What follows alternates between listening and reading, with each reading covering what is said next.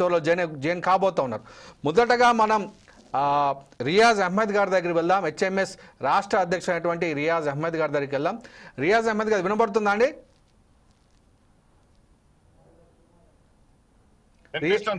రియాజ్ అహ్మద్ గారు, ఏదైతే ఇప్పుడు రేపు జరగబోయే సార్వత్రిక సమ్మెకు హెచ్ఎంఎస్ జాతీయ సంఘంగా మీరు దాని పిలుపునివ్వడం జరిగింది. కార్మికులు శ్రమ దోపిడీకి గురవుతూ ఉన్నారు.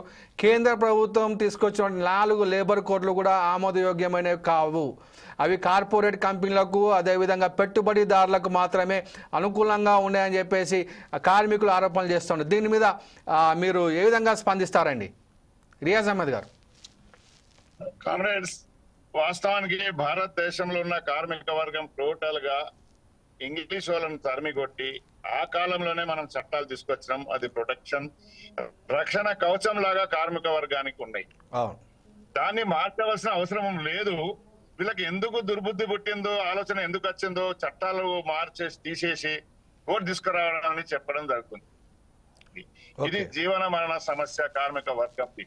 ఇప్పుడు ఉన్న చట్టాలనే పొలిటికల్ గా ఇన్వాల్వ్ అయ్యి రకరకాల వేధింపులు చేస్తున్నారు. ఇంకా కోర్టు వచ్చిన తర్వాత బతకనివ్వరు.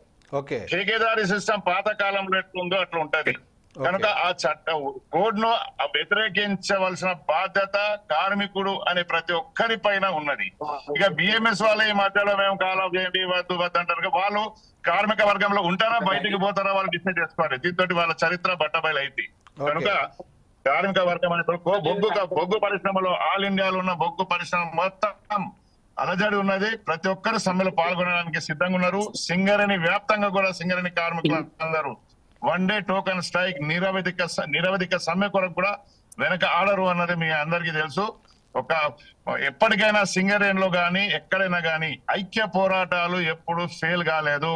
ఇండివిజువల్ పోరాటాలు ఫెయిల్ అయినాయి, చరిత్ర చెప్తుంది. కనుక ఈ కోడ్లకు వ్యతిరేకంగా సమ్మె చేయక